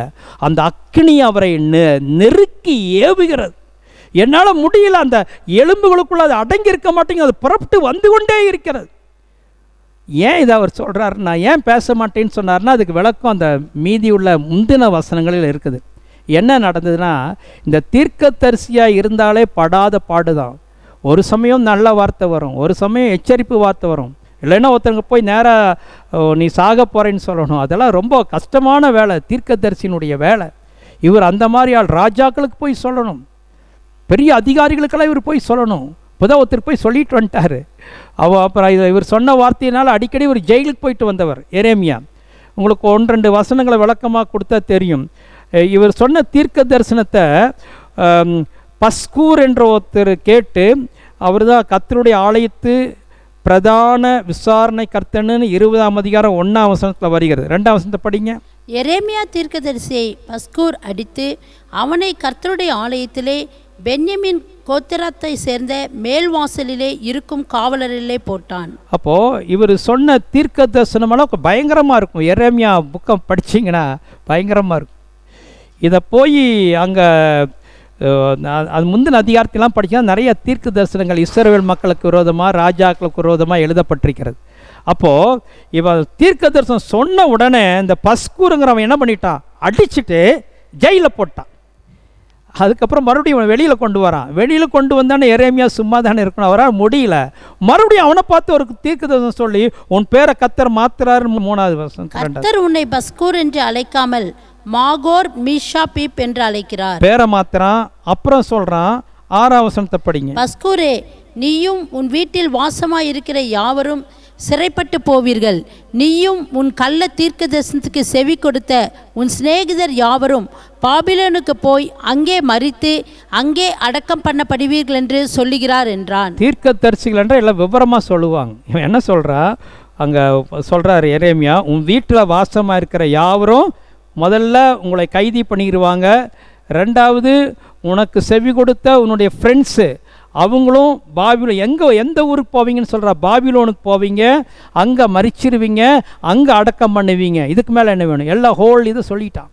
சொன்ன உடனே அப்போது அது சொல்லி முடித்த பிறகு தான் அவர் ரொம்ப ஃபீல் பண்ணுறார். மறுபடியும் எனக்கு மொத்து வரும், மறுபடியும் எனக்கு அடி வரும், எவ்வளவோ இந்த கத்தர் கொடுக்குற வார்த்தையை அடக்கி பார்க்குற முடியல அப்படிங்கிறார். அந்த எலும்புகளுக்குள்ள அந்த அக்னி கிரியை செய்கிறது. எதுக்கு இந்த ஒரு ரெஃபரன்ஸ் உங்களுக்கு சொன்னேன்னா, தேவனுடைய வார்த்தையினுடைய வல்லமையை உங்களுக்கு நான் வெளிப்படுத்த. ஆமீன் சொல்வீர்களா? தேவனுடைய வார்த்தையை யாருமே அடக்கி வைக்க முடியாது. அது இவ்வளோ தூரம் நீங்கள் வசனத்தை ராப்பகலாக தியானம் பண்ணி எப்படிங்க அடக்கிட்டு இருக்க முடியும்? உங்களுக்கு அடையாளம் என்னென்னா, அக்னி உங்களுக்குள்ளே இருக்கிறதுக்கு அடையாளம் என்ன? தேவனுடைய வார்த்தை உங்கள் வாயிலிருந்து பொங்கி பொங்கி வர வேண்டும். ஆமேன். மற்றவர்களோடு கூட பேசும் பொழுது, உங்களுடைய நண்பர்களோடு கூட பேசும் பொழுது அவங்க வாயிலிருந்து வராது, உன் வாயிலிருந்து அந்த அக்னி வார்த்தைகள் வரும். அது அவர்களை ரட்சிப்புக்குள் வழி நடத்தும், அது அவர்களை மனம் திரும்புதலுக்குள் வழி நடத்தும், அது அவர்களை குடும்ப சமாதானத்துக்குள் வழி நடத்தும். நீ தேவனுடைய வார்த்தையை தியானித்து கொண்டு வர வேண்டும். இன்னொரு இடத்துல தாவீது சொல்கிறாருல்ல, அவருடைய வசனத்தை தியானிக்கையில் அக்னி மூண்டது அப்படிங்கிறார், அனல் கொண்டேனுங்கிறார். அவ்வளோ பெரிய வல்லமை தேவனுடைய வார்த்தையிலே காணப்படுகிறது. இன்னும் உங்களுக்கு கொடுக்குற ரெஃபரன்ஸ் 23ஆம் அதிகாரம் எரேமியா 29ஆம் வசனத்தையும் படிங்க. என் வார்த்தை அக்கினியை போலும் கண்மலையின் இருக்கும். என் வார்த்தை அக்கினி. அழகாக சொல்கிறார், God's word is compared to fire. வார்த்தை அக்னி தான். அந்த அக்னியுடைய தன்மைகள் எல்லாம் அந்த வார்த்தையிலே வெளிப்படும். 2 தீமோத்தேயு 3:16 என்ன சொல்லுகிறது? வேத வாக்கியங்கள் எல்லாம் தேவ ஆவியினால் அருளப்பட்டிருக்கிறது. அதாவது ஆங்கில பைபிளில் வேறு மாதிரி எழுதப்பட்டிருக்கிறது. ஆண்டவர் தம்முடைய சுவாசத்தினாலே ஊதினார். ஆங்கில பைபிளில் God breathe over the word அப்படின்னு வருது. அந்த எழுதப்பட்ட ஒவ்வொரு வார்த்தையும் தேவனுடைய சுவாசம், அவருடைய மூச்சு அந்த வார்த்தையில் இருக்கிறது, அவருடைய ஆவி அந்த வார்த்தையில் இருக்கிறது, அவருடைய நெருப்பு அந்த வார்த்தையில் இருக்கிறது. நீங்கள் வார்த்தையை சாதாரணமாக எடுத்துக்காதீங்க, அப்படி ஒரு அட்டென்ஷன் கொடுத்து தேவனுடைய வார்த்தையை தியானம் பண்ணுங்க. அதான் எம்மாவு சீஷர்கள் சொல்கிறார்கள், அவர் நம்மோடு கூட பேசும் பொழுது நம்முடைய இருதயம் கொழுந்து விட்டு எரியவில்லையா அப்படின்னு கேட்கிறார்கள். ஜபம் மாத்திரம் அனலை கொண்டு வரும்னு யோசிக்காதீங்க. ஜபமும் அனலை கொண்டு வரும், தேவனுடைய வார்த்தையும் அனலை கொண்டு வரும். ஆமென். வார்த்தை அக்னியாய் இருக்கிறது. சரி, அடுத்தபடியாக அக்னியை சபைக்கு ஒப்பாகவும் சொல்கிறார். ஏசாயா 4ஆம் அதிகாரம் 5ஆம் வசனத்தை வாசிங்க. அப்பொழுது கர்த்தர் சியோன் மலையில் உள்ள எல்லா வாசஸ்தலங்களிலும் அதன் சபைகளின் மேலும் பகலில் மேகத்தையும் புகையையும் இரவில் கொழுந்துவிட்டு எரியும் அக்கினி பிரகாசத்தையும் உண்டாக்குவார். மகிமையானவைகளின் மேலெல்லாம் காவல் உண்டாயிருக்கும். அங்கு எழுதியிருக்கு, சியோன் மலையில் உள்ள எல்லா வாசஸ்தலங்களிலும் அதன் சபைகளின் மேலும். கிளியரா எழுதியிருக்கு, சபைகளின் மேலும் பகலில் மேகத்தையும் புகையும் இரவிலே கொழுந்து விட்டு எரியும் அக்னி பிரகாசத்தையும் உண்டாக்குவார். அப்படியே இஸ்ரவேல் மக்கள் கம்பேர் பண்ணுறாரு. அவர்களுக்கு பகல மேகஸ்தம்பம், இங்கேயும் மேகஸ்தம்பம் வருது. அவர்களுக்கு இரவுல அக்னி ஸ்தம்பம், இங்கேயும் இரவுல அக்னி வருகிறது. கம்பேர் பண்ணுறாரு. அப்போ பழைய ஏற்பாட்டில் இருந்ததும் சபைதான். அந்த சபைக்கு அவர் எப்படி பகலில் மேகஸ்தம்பம் இரவில் அக்னி ஸ்தம்பமாக இருந்தாரோ, இந்த காலத்து சபைக்கும் அவர் அப்படியே இருக்கிறார். ஆமென். அப்போது ஆண்டவர் சபைக்கும் அவர் அக்னியாக இருக்கார். இந்த பூமியில் இந்த சபையே ஒரு அக்னியாக இருக்கணும், அவ்வளோதான். அவர் ஒரு தீயாக இருக்குதுன்னா என்ன, இந்த பூமியில் சபை ஒரு அக்னியாக இருக்க வேண்டும். பூமியில் அக்னியை போட வந்தேன்னா நான் சபையை எழுப்ப வந்தேன். அப்போ சபை ஒரு அக்னி. இந்த அக்னி என்ன பண்ணுங்க, ஃபயர் என்ன பண்ணிட்டு அட்ராக்ட் பீப்புள். தீ எரிஞ்சிட்டு இருந்தால் யாரோ பார்க்க போவாங்களா இல்லையா? எங்கே எரிஞ்சிட்டு இருந்தால் உடனே தெரியும். ஒன்றா அந்த புகையின் மூலமாக கண்டுபிடிச்சிருவாங்க. சிலருக்கு அந்த தீய கருகின வாசனை வரும், இல்லைன்னா அந்த ஒரு ஹீட்டில் கண்டுபிடிச்சிருவாங்க. தீயை மறைக்க முடியாது, தீயை வெளியில் வந்துடும். அப்போது நாம் இந்த பூமியில் ஒரு அட்ராக்டாக நம்ம வச்சுருக்கிறாரு. அப்போது ஒரு இடமே தீ பிடிச்சி எரியும் பொழுது எல்லாரும் அதை பார்க்க வருவாங்க இல்லையா? அப்போ அந்த சபை அனல் உள்ள சபையாக மாறிடுச்சுன்னா உலகத்தையே அட்ராக்ட் பண்ணுமே. ஒரு உண்மையான ஒரு சாட்சியை நான் வாசித்தேன் ஒரு புஸ்தகத்தில், எழுப்புதல் புஸ்தகத்தில். இந்தோனேஷியாவில் ஒரு கூட்ட மக்கள் ராப்பகலாக சபையில் எழுப்புதலுக்காக ஜெபம் பண்ணி கொண்டிருந்தார்களாம். எழுப்புதல் அனுப்பாண்டவரேன்னு மாறி மாறி செயின் ப்ரேயர் ஆவியில் நிறைஞ்சு அவங்களுக்கு கதவை சாத்தி அவங்க பாட்டு பண்ணிட்டு இருக்கிறாங்க. திடீர்னு பார்த்தா அவங்க சர்ச்சு முன்னால் பெரிய கூட்டம், இந்தோனேஷியாவில் நடந்தது. சர்ச்சுக்கு முன்னால் பெரிய கூட்டம் கூட்டிட்டாங்க, ஒரே சத்தம். என்னன்னு உங்களுக்கு தெரியல. அப்புறம் தான் சொல்கிறாங்க, அந்த மக்கள் சொல்கிறாங்க, நாங்கள்லாம் ஓடி வந்தோம், உங்கள் சர்ச்சு தீ பிடிச்சி எரிஞ்சிட்டு இருந்தது அப்படின்னாங்க. அவ்வளவு தீயான இங்கே பார்த்தா உன்னைக்கான நீங்களாம் நல்லா இருக்கிறீங்களே. அப்போ தான் இவங்களுக்கு தெரிஞ்சது ஆவியானவர் ஆலயத்திலே இறங்கி வந்திருக்கிறார். ஆமென் சொல்லுவோம். தேவனுடைய பிரசன்னம் தீ பிடிச்சி எரியுது. சபைனா தீ. இந்த பூமியில் நம்ம தீயாக வச்சுருக்காரு, அக்னியாக வச்சுருக்காரு, நம்ம ஒரு பிரகாசமாக வச்சுருக்கிறாரு. சபை ஒரு அக்னியாக இருக்கணும். செத்துப்போன அனலமில்லாத குளிருமில்லாத ஒரு சபையாக இனிமேல் நாம் இருக்கக்கூடாது. இந்த கொரோனா பிற்பாடு தேசத்தில் இருக்கிற ஒவ்வொரு சபையும் தீப்பிடிச்சு எரிகிறவளாய், அனலுள்ள சபையாக, அநேகர் அதை பார்க்க வருகிறவளாய், அப்படி அவர்களை கொண்டு வருகிறவளாய் நாம் காணப்பட வேண்டும். ஆகவே சபையே ஒரு அக்னியாக இருக்கிறபடினால சபை கூடி வருகிறத நீங்கள் விட்டுறக்கூடாது. கொரோனா வந்தது நிறைய பேருக்கு வசதியாக போச்சு. நானும் ஃபோனில் எல்லாம் பேசும் பொழுது, ஆமாங்க இப்போ நிறையா லாக்டவுனாக இருந்தாலும் எங்களுக்கு டெய்லி வேலை வச்சுட்டாங்க அப்படிங்கிறாங்க. அப்புறம் ஒவ்வொருவரும் ஒவ்வொரு காரணம் சொல்கிறாங்க. நிறைய பேர் கூடுறாங்களான்னு சந்தேகமாக இருக்குது. நீங்கள் விளையாட்டாக இருக்காதீங்க. சபை கூடி வருகிறதை சிலர் விட்டு விடுகிறது போல நீங்களும் விட்டு விடாதீர்கள் என்று சொல்லப்பட்டிருக்கிறது. சபைக்கு ஆலயத்துக்கு வர முடியல, வீட்டில் கூடணும். நான் தான் போன வாரமே சொன்னேன், ஒரு 2 குடும்பமாவது கூடுங்கன்னு கேட்டேன். 2-3 குடும்பம் கூட்டிங்கன்னா நல்லாயிருக்கும், ஃபெலோஷிப் நல்லா இருக்கும். உங்களுக்கு விசுவாசத்தில் நம்ம ஜெபம் பண்ணி ஒன்றாக கூடுவது தப்பில்லை. நம்ம பெரிய கூட்டத்தை நம்ம கூடக்கூடாது. பக்கத்தில் இருக்கிற ஃப்ரெண்ட்ஸ், உங்களுடைய நண்பர்கள் சபைக்கு வர ஒரு ஃபேமிலியாவது, ஒரு ஐக்கியத்திற்காக தவறு கிடையாது. சரி, அப்போது அங்கே சபை கூடி வந்தால் தான் அந்த அனல் இருந்துகிட்ருக்கும். இப்போது ஒரு விறகு வச்சா ரொம்ப நேரம் எரியுமா? என்ன ஆயிரும்? அணைஞ்சு போயிடும். கூட ஒரு 10-20 விறகு வைக்கும் போது எரியாத விறகுகளும் என்ன ஆயிரும்? எரிய ஆரம்பிச்சிடும். அதுதான சபை. எல்லாரையும் எரிய வைக்கிறது தான் சபை. ஆமென். சோர்ந்து போயிருக்கிறவங்க, அனல் இல்லாமல் இருக்கிறவங்க, குளிர்ந்து போனவங்க எல்லாரும் உள்ள ஒன்றா வரும் பொழுது அங்கே ஒரு அனல் உண்டாகும், அங்கே ஒரு தீ உண்டாகும், அங்கே ஒரு எழுப்புதல் உண்டாகும். இதற்காக தான் சபையை கர்த்தர் வைத்திருக்கிறார். சபை அக்னியாய் இந்த உலகத்திலே காட்சி அளிக்க வேண்டும். அங்கங்கே இருந்து கொண்டிருக்கிறதால வாரத்தில் ஒரு நாள் நம்ம கூடி வருகிறோம். நாம் அக்னியாய் இருக்க வேண்டும் என்றுதான் தேவன் விரும்புகிறார். முதல்ல கர்த்தர் அக்னின்னு பார்த்தோம். 2வது அவருடைய வார்த்தை அக்னி என்று பார்த்தோம். 3வது சபை அக்னி என்று பார்த்தோம். கடைசியாக 4வது நாம் ஒவ்வொருவரும், தனிப்பட்ட ஒவ்வொருவரும் ஆண்டவருக்கு இந்த கடைசி காலத்தில் அக்னியாய் இருக்க வேண்டும். அப்படின்னா போன வாரம் யோவான்ஸ் நான் ஒரே ஒரு ஆளை பார்த்தோம். இப்போ பழைய ஏற்பாட்டில் 2-3 உங்களுக்கு தொட்டுட்டு போகும்படியாக விரும்புகிறேன். பழைய ஏற்பாட்டில் யாரெல்லாம் அக்னியை ஆண்டவருக்காக எழுப்பினார்கள் அப்படின்னா நீங்களே சொல்லலாம். எல்லாரும் தெரிஞ்ச ஒருத்தரை சொல்லுவீங்க, எலியா பற்றி 1 ராஜாக்கள் 18ஆம் அதிகாரம் 24ஆம் வசனத்தை வாசியுங்கள். நீங்கள் உங்கள் தேவனுடைய நாமத்தை சொல்லி கூப்பிடுங்கள், நான் கர்த்தருடைய நாமத்தை சொல்லி கூப்பிடுவேன், அப்பொழுது அக்கினியினால் உத்தரவு அருளும் தெய்வமே தெய்வம் என்றான். அதற்கு ஜனங்கள் எல்லோரும் இது நல்ல வார்த்தை என்றார்கள். அப்போ பாகாலுக்கும் கர்த்தருக்கும் அங்கே ஒரு போட்டி. இஸ்ரவேல் மக்கள் பின்வாங்கி போயிட்டாங்க, பாகாலை சேவிக்கிறதுக்கு போயிட்டாங்க. அங்கே ஒரே குழப்பம் அந்த நேரத்தில். அப்போது இப்போ இவங்களுக்கு கர்த்தர் தான் தெய்வம்னு தீர்க்கதரிசி ப்ரூஃப் பண்ண வேண்டும். அப்போது இப்படியெல்லாம் பேசுகிறார். அப்போ என்ன சொல்கிறாங்க, ஜனங்களெல்லாம் ஒன்றா வந்து நம்ம பலி செலுத்துவோம், எந்த தெய்வம் அக்னியை வந்து பட்சிக்குதோ அதுதான் தெய்வம் அப்படின்னு ஒரு சவால் வச்சுட்டாங்க.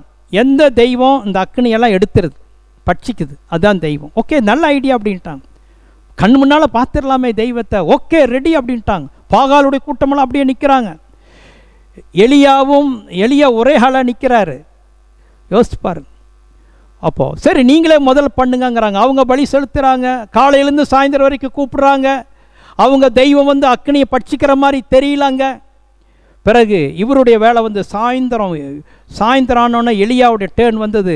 அவர் ஜெபம் பண்ணுறாரு, ஆண்டவரே அக்னியை அனுப்புன்னு ஜெபம் பண்ண உடனே என்ன நடக்குதுன்னா, அங்கே பாருங்கள் 38ஆம் வசனத்தை படிங்க. அப்பொழுது கர்த்தரிடத்திலிருந்து அக்கினி இறங்கி அந்த சர்வாங்க தகன பலியையும் விறகுகளையும் கற்களையும் மண்ணையும் பட்சித்து வாய்க்காலில் இருந்த தண்ணீரையும் நக்கி போட்டது. சேலஞ்ச் என்னன்னா, பலியை பட்சிக்கணும். நடந்தது என்ன, பலியையும் பட்சித்து அப்புறம் விறகுகளும் போய் கற்களையும் அக்னி பட்சித்தது.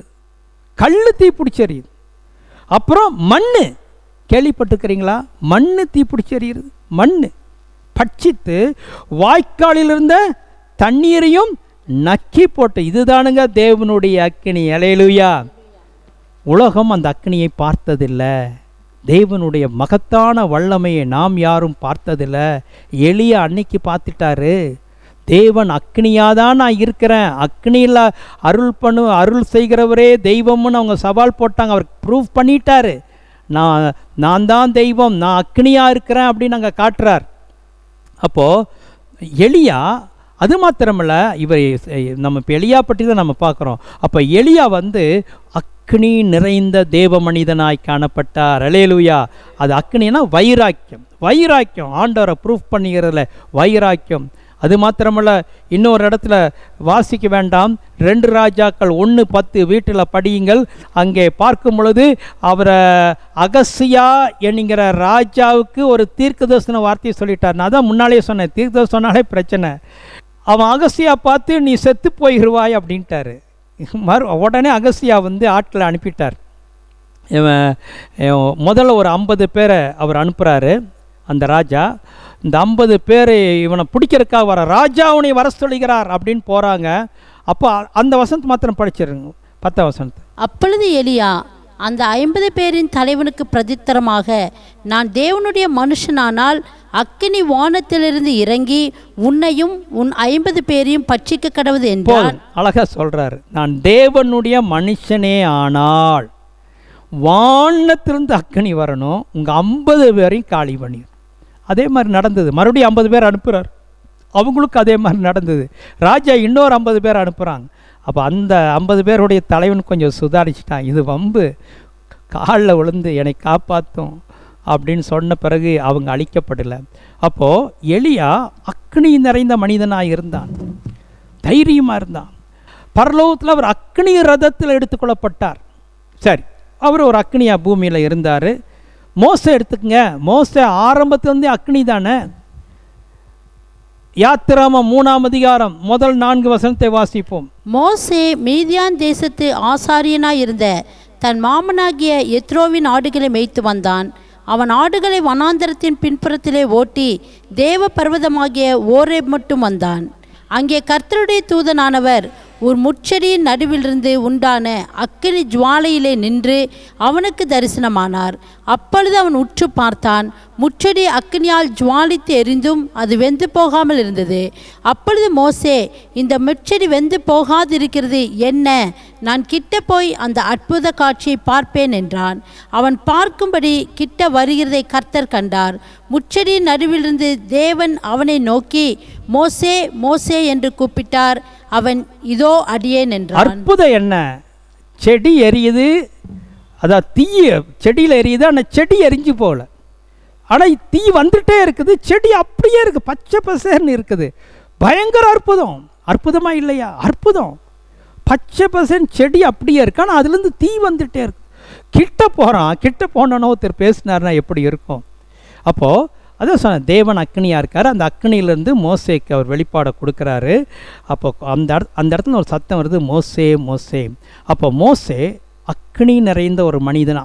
அந்த அக்னி அப்போவே கொடுத்துட்டார். எப்படி புதிய ஏற்பாட்டில் அந்த பரிசுத்தாவின் அபிஷேகத்தை கொடுக்குறாரோ, அன்றைக்கே மோசே வந்த அப்போவே அந்த அழைப்பை கொடுத்துட்டார்.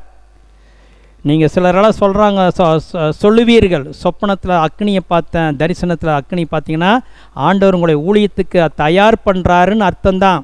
அந்த அக்னியிலிருந்து தான் இவரை கூப்பிட்டாரு, மோசே மோசேன்னு சொல்லி. அப்போது மோசேயுடைய ஊழியம் பார்த்தீங்கன்னா ஃபுல்லாக சூப்பர் நேச்சுரல் ஊழியம். அவருடைய அந்த பீரியட் முடியறதுக்குள்ளே பார்த்தீங்கன்னா நிறைய அக்னி, ஜனங்கள் அக்னியில் அழிஞ்சு போனாங்க.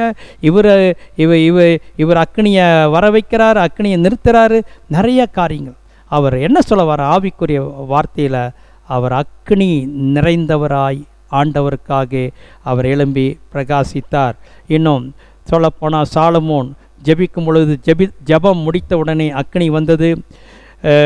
தாவீது பலி செலுத்தின உடனே 1 நாளாகமம் 21:26 அந்த அர்னோன் களத்தில் பண்ணின பொழுது தேவன் அவன் அந்த இடத்துல அங்கீகரித்து வானத்திலிருந்து அக்னி வரதெல்லாம் ஒரு சூப்பர் நேச்சுரல் எக்ஸ்பீரியன்ஸ். எலியா கொண்டு வந்தார், சாலமோன் கொண்டு வந்தார், தாவீது கொண்டு வந்தார், ஆபேல் அந்த காலத்தில் கொண்டு வந்தார், கிதியோன் பலி செலுத்தும் போது தேவ அக்னியை கொண்டு வந்தார், மனோவா பலி செலுத்தின பொழுது, சிம்சோனுடைய அப்பா அம்மா பலி செலுத்தின பொழுது வானத்திலிருந்து அக்னி விளங்கினது. அவங்க கேட்குறாங்க, நீர் யார்? அதிசயம் விளங்கினது, என்னுடைய நாமம் அதிசயம் என்று அந்த அக்னி தான் கொண்டு வரார். சரி, அப்போது நான் என்ன சொல்ல வரேன்னா, கருத்து கொஞ்சம் மிக்ஸ் பண்ணி பேசினாலும் சொல்ல வருகிற கருத்து, இந்த பூமியில் நம் தேவனுக்காக அக்னியாக எழும்ப வேண்டும். யோவான் ஸ்நானன் அப்படி இருந்தார், ஸ்தேவான் அப்படி இருந்தார், அப்போலோஸ் அப்படி இருந்தார், பவுல் தீமோத்தேயு எல்லாம் அப்படி இருந்தாங்க. பவுலை பற்றி 2 வார்த்தைகளை சொல்லி நான் முடித்து விடுகிறேன். பவுலை அந்த தமஸ்கு ரோட்டில் தான் இந்த அக்னி சந்தித்தது. அதான் ஒளின்னு எழுதியிருக்கு, ஒளி அக்னின்னு நீங்கள் எடுத்துக்கங்க. அவரை சந்தித்தது. பவுல் அக்னி நிறைந்தவராய் இந்த பூமியிலே வாழ்ந்தார். ஆமேன். ஜெயிலில் போட்டாங்க, அங்கேயும் அந்த அக்னி எரிந்து கொண்டு பூமி எதிர்ச்சி வந்து வெளியில் வந்துட்டாங்க. ஒரு இடத்துல அவரை அடித்து போட்டாங்க, பைபிள் அப்படி வருது. பவுலை கொன்னே போட்டாங்க, அதில் கொன்று போடல, அந்த மாதிரி பண்ணிட்டாங்க. அப்புறம் பைபிள் எழுதியிருக்குது, அவன் செத்து போயிட்டான்னு எல்லாம் விட்டுட்டு போயிட்டாங்களாம். அப்புறம் சீச்சர்கள் வந்து சூழ்ந்து நின்னாங்க. அவன் எழுந்து ஊருக்குள்ளே போனாங்க, ஒன்றும் ஆகலாம். அப்போ எல்லோரும் மாதிரி அவன் நடந்தான். பயங்கர அற்புதம். அவர் ஒரு தீயா இந்த பூமியில் இருந்தார். அவருடைய நிருபங்களை படிக்கும் பொழுது உங்களுக்குள்ள அனல் பற்றி எரியும். அப்படி ஆண்டவரோடு கூட இருந்தவர். சிறைச்சாலையாக இருக்கட்டும், அங்கேருந்து நிருபங்களை எழுதுவார். அந்த மாதிரி ஆட்கள் நம்ம பார்க்க முடியல. ஒரு ஊருக்கு போனார். அந்த ஊரில் நீங்கள் அப்போஸ்தலர் 28ஆம் அதிகாரம் அதை வேணால் பார்த்துருங்க. 28ஆம் அதிகாரம் 2, 3, 4, 5 படிங்க. அந்நியராகிய அந்த தீவார் எங்களுக்கு பாராட்டின அன்பு கொஞ்சமல்ல. அந்த வேளையிலே பிடித்திருந்த மழைக்காகவும் குளிருக்காகவும் அவர்கள் நெருப்பை மூட்டி எங்கள் அனைவரையும் சேர்த்து கொண்டார்கள். பவுல் சில விறகுகளை வாரி அந்த நெருப்பின் மேல் போடுகையில் ஒரு விரியன் பாம்பு அனல் உரைத்து புறப்பட்டு அவனுடைய கையை கவ்விக்கொண்டது. விஷப்பூச்சி அவன் கையிலே தொங்குகிறதை அந்நியராகிய அந்த தீவார் கண்டபோது, இந்த மனுஷன் கொலைபாதகன், இதற்கு சந்தேகமில்லை, இவன் சமுத்திரத்துக்கு தப்பி வந்தும் பலியானது இவனை பிழைக்க ஒட்டவில்லை என்று தங்களுக்குள்ளே சொல்லி கொண்டார்கள். அவன் அந்த பூச்சியை தீயிலே உதறி போட்டு ஒரு தீங்கும் அடையாதிருந்தான். நல்லா கவனிச்சிங்களா? ஒரு ஊருக்கு போகிறாங்க. அவங்க மெலித்தா ஊருக்கு போயிட்டாங்க. அந்த தீவார் எங்களுக்கு பாராட்டின அன்பு கொஞ்சம் நஞ்சமல்ல. பிறகு அந்த வேளையில் பிடிச்சிருந்த மழைக்கும் குளிருக்கும் பவுல் என்ன பண்ணார்? பாவம், ஒரு டைம் பிரயாணத்தில் தான் ரெஸ்ட்டு. என்ன பண்ணார்? விறகு பொறுக்கிறார். போய் யோசிப்பாருங்க, ஊழியெல்லாம் செஞ்சுட்டு வராரு, குளிர், அவங்களோட சேர்ந்து இவரும் போய் விறகு பொறுக்கிறார். கற்பனை பண்ணி பாருங்க, போய் விறகு பொறுக்கிறாரு. பொறுக்கிட்டு நெருப்பின் மேல் போடுகையில் ஒரு விரியன் பாம்பு எங்கேயோ அனல் உரைத்து புறப்பட்டு கையை பிடிச்சிருச்சு. பிடிச்சோன்னே அந்த மக்களெல்லாம் என்ன பேசிட்டாங்க? அந்நியராகி அந்த தீவார் கண்டபோது இந்த மனுஷன் கொலைபாதகன். பாருங்கள், நமக்கே ஒரு பிரச்சனை வந்தால் ஊராரே நம்மை பற்றி இவன் மோசமான ஆள், ஏதோ ஒன்று வேண்டாத வார்த்தையில் பேசுவாங்க. ஏன் இவனுக்கு இந்த தீங்கு நடந்தது? இவன் வீட்டில் ஏன் இந்த மரணம் வரணும், ஏன் இந்த விபத்து வரணும், ஏன் இந்த நஷ்டம் வரணும்? மக்கள் பேசுகிறதுக்கு இன்னைக்கு கொஞ்சம் நஞ்சமா ஒரு தீமை நடக்கிறத பார்த்துட்டாங்கன்னா நடந்து முடிக்கிறதுக்குள்ளேயே தீர்ப்பு சொல்லிடுவாங்க நம்ம ஆளுங்க. என்ன பண்ணுறது? இங்கே நடந்து முடிக்கிறதுக்குள்ளேயே தீர்ப்பு சொல்லிட்டாங்க. இவன் கொலைபாதகம் அது இது கவி கொண்டது முடிஞ்சதுன்னு நினச்சிட்டாங்க. எப்பொழுது மக்கள் உங்களை குறித்து என்ன சொல்லுகிறார்களோ அது நடக்காது. கர்த்தர் என்ன சொல்லுகிறாரோ அதுதான் நடக்கும். கர்த்தருடைய வார்த்தை தான் உங்களுக்கு நிறைவேறும். சரி போட்டும். அப்போது இவன் சமுத்திரத்துக்கு தப்பி வந்தோம் என்னென்னலாம் பேசுகிறாங்க.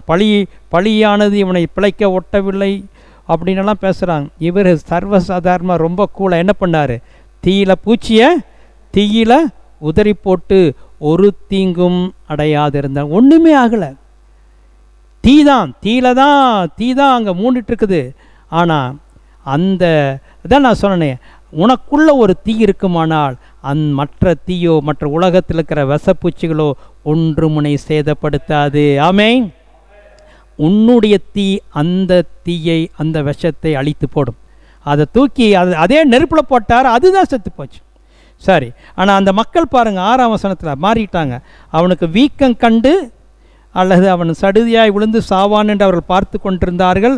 நெடுநேரம் ஒன்றும் ஆகலை. கடைசியில் அவனை என்னன்னு சொல்லிட்டாங்க, கடவுள் தேவன்ட்டாங்க. ஜனங்க அப்படி தான் மாறி மாறி இருப்பாங்க. நான் எதுக்கு சொன்னேன்னா, பவுல் ஆண்டவருக்காக அனல் உள்ளவராயிருந்தார். ஆமேன். எதுவும் உலகத்தினுடைய எந்த காரியமும் அவரை மேற்கொள்ளவில்லை. அப்போ உலகத்தில் இருக்கிற காரியங்கள் நம்ம மேற்கொள்ளாமல் இருக்க வேண்டுமென்றால் நாம் அனல் உள்ளவளாக இருந்தால்தான் அது சாத்தியமாகும். இல்லாவிட்டால் நடக்காது. நமக்கும் சோதனை பிரச்சனை போராட்டம் போயிட்டே இருப்போம். நான் என்ன திரும்ப சொல்கிறேன், நாம் அக்னியாய் மாறினால்தான் அதை ஜெயிக்க முடியும். அக்னி இருந்தால் தான் ஜெயிக்க முடியும். அக்னி தான் பவர், அக்னி தான் வல்லம். அது இல்லைன்னா நான் ஜெயிக்க முடியாது. அதுக்கு நான் பலியாய் போய் விடுவேன். கடைசி காலத்தில் அக்னிக்கு இரையாக நாம் போகாதபடி அந்த அக்னியை மேற்கொள்கிறவர்களாய் நாம் இருக்க வேண்டும். தேவனுடைய அக்னியினால் நாம் நிறைந்தவர்களாய் நாம் காணப்பட வேண்டும். அவ்விதமாக இது கடைசி காலம். ஒரு உதாரணத்தை சொல்லி நான் முடிக்கிறேன். அந்த நாட்களில் 30-40 ஆண்டுகளுக்கு முன்பதாக வாழ்ந்தவர்களுக்கு இது தெரியும். இப்போ இருக்கிற இளைய தலைமுறைக்கு தெரியாது. அந்த காலத்துலலாம் ட்ரெயின் பார்த்திங்கன்னா அந்த நிலக்கரியில் தான் ஓடும். என்ஜினுக்கு பக்கத்தில் இன்னொரு இது இருக்கும், என்ன சொல்கிறது, குட்ஸ் ட்ரெயின்லாம் அந்த ஓப்பன் கேரேஜ் மாதிரி இருக்கும். அதுக்குள்ளே நிறையா நிலக்கரி போட்டிருப்பாங்க. அதில் அந்த என்ஜினுக்கு அதுக்கு ஒரு கேப் இருக்கும். அதில் போய் 2 பேர் அந்த ஸ்பேடு மாதிரி ஒன்று இருக்குது, எடுத்து உள்ளே போடுவாங்க. போட்டு அந்த அனல் உண்டாகி அந்த ட்ரெயின் என்ஜின் அனலில் தான் ஓடும். பார்த்து ஞாபகம் இருக்கா உங்களுக்கு? அதில் தான் அந்த ட்ரெயின் ஓடும், நிறைய தூரம் ஓடும். அப்போ அந்த அனல், அது அந்த தீ கோல் இல்லைன்னா, அந்த தீ இல்லைன்னா அனல் மூட்டாட்டினா அந்த ட்ரெயின் ஓடாது. அதே போல் இந்த கடைசி காலத்தில் அனல் இல்லைன்னா நீங்கள் வெகு தூரம் ஓட முடியாது. இவ்வளோ காலம் நீங்கள் ஓடிட்டீங்க எப்படியோ. ஆனால் இந்த நாட்களில் எல்லாரும் அக்னி விசுவாசிகளாய் மாற வேண்டும். ஆமேன். கர்த்தருக்காக நாம் அக்னியாக எழும்ப வேண்டும். பேதுரு அப்படி இப்படின்னு இருந்தார். அந்த அக்னி வந்த உடனே பெந்தெகோஸ்து நாளில் பிரசங்கம் பண்ணி 3000 பேர் ஒரே நாளில் ரட்சிக்கப்பட்டார்கள். தேவன் அக்னி தான் கொடுக்க முடியும். நாம் தான் அந்த அக்னியை பெற்று எடுத்து பிரகாசிக்க வேண்டியது நம்முடைய கடமை. ஆமென். ஆகவே அருமையானவர்களே, இந்த கடைசி காலத்தில் வந்திருக்கிறவங்க ஒவ்வொருவரையும் தேவன் அக்னியாக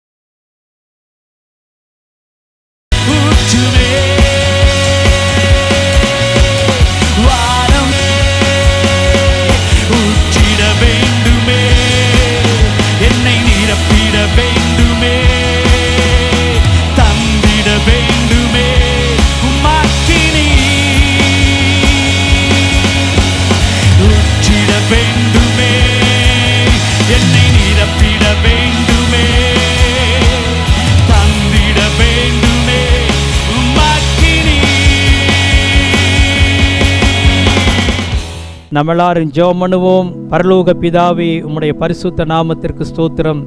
இந்த காலை வேளையிலே நாங்கள் கேட்டுக்கொண்ட தேவனுடைய வார்த்தைகளுக்காய் ஸ்தோத்திரம். ஆண்டவரே, நம்முடைய தேவன் பட்சிக்கிற அக்கினியாய் இருக்கிறார். நான் பூமியிலே அக்கினியை போட வந்தேன், அது இப்பொழுதே பற்றி எரிய வேண்டுமென்று விரும்புகிறேன் என்று சொன்ன உம்முடைய வார்த்தைகளை எல்லாம் நாங்கள் தியானித்தோம் ஐயா. ஆண்டவரே, இதை கேட்கிற ஒவ்வொருவருக்காக ஜெபிக்கிறேன் ஆண்டவரே. அனலும் இல்லாமல் குளிரும் இல்லாமல் அப்படிப்பட்ட ஒரு ஜீவியம் இல்லாதபடி எல்லாரும் அனல் உள்ளவர்களாக, அக்னி நிறைந்தவர்களாய் மாறுவார்களாக ஆண்டவரே. பரிசுத்தாவினுடைய வல்லமையில நிறைஞ்சிருப்பார்களாக அப்பா. தகப்படையே உமக்கு ஸ்தோத்திரம். ஏனோ தானோன் வாழ்ந்த காலம் போதும், போகட்டும் ஐயா. இனி இருக்கக்கூடிய மீதி நாட்களில் சபைக்கு வருகிற ஒவ்வொருவரும் எழும்பி பிரகாசிப்பார்களாக, அக்னியாய் இருப்பார்களாக. அந்த அக்னியை இன்னும் அநேகரை கொண்டு வருவதாக ஆண்டவரே. ஒவ்வொருவரையும் ஆசீர்வதியும், உம்முடைய நன்மைகளினால நிரப்பும் கர்த்தாவே. சபைக்குட்பட்ட ஒவ்வொரு குடும்பத்திற்காக ஜெபம் பண்ணுகிறோம், ஒவ்வொரு தனிப்பட்ட நபருக்காக ஜெபிக்கிறோம். அவர்கள் வீடுகளில் கூடியிருக்கிற ஒவ்வொரு வீட்டையும் ஆசீர்வதித்து ஜெபிக்கிறோம் ஆண்டவரே. வெளியூரில் வெளிநாட்டில் யாராவது சிக்கியிருந்தாங்கன்னா அவங்கள பத்திரமாய் வீட்டுக்கு கொண்டு வரும் ஐயா. ஆண்டவரே, குடும்பத்தை விட்டு யார் பிரிஞ்சிருந்தாலும் சீக்கிரமாய் அவளை ஒன்று சேர்த்துவீராக. உம்முடைய பிள்ளைகள் வார வாரம் எடுத்து வைத்திருக்கிற காணிக்கைகளுக்காய் ஸ்தோத்திரம், தசம பாகங்களுக்காய் ஸ்தோத்திரம். அதற்குரிய பிரதிபலனை ஒவ்வொரு குடும்பத்திற்கும் நீர் கட்டளையிடுவீராக. கொடுங்கள், அப்பொழுது உங்களுக்கு கொடுக்கப்படும் என்று சொன்னீரே. நாங்கள் கொடுக்கும் பொழுது நீர் எங்களை தொடர்ந்து ஆசீர்வதிப்பீர் ஆண்டவரே. நாங்கள் உம்மை விசுவாசிக்கிறோம். ஒவ்வொருவரையும் உம்முடைய நன்மையினால நிரப்பும் சுவாமி. ஆண்டவரே, உமக்கு ஸ்தோத்திரம். கொரோனாவினால யார் யார் பாதிக்கப்பட்டு ஆஸ்பத்திரியில் அல்லது வீட்டில் தனிமைப்படுத்தப்பட்டவளாக இருக்கிறார்களோ சீக்கிரமாய் சுகமடைவார்களாக. எங்கள் தேசத்துக்கு இறங்கும் ஆண்டவரே. கிருபை கூட இருக்கட்டும். இயேசுவின் நாமத்தில் ஜெபிக்கிறோம் நல்ல பிதாவே, ஆமென்.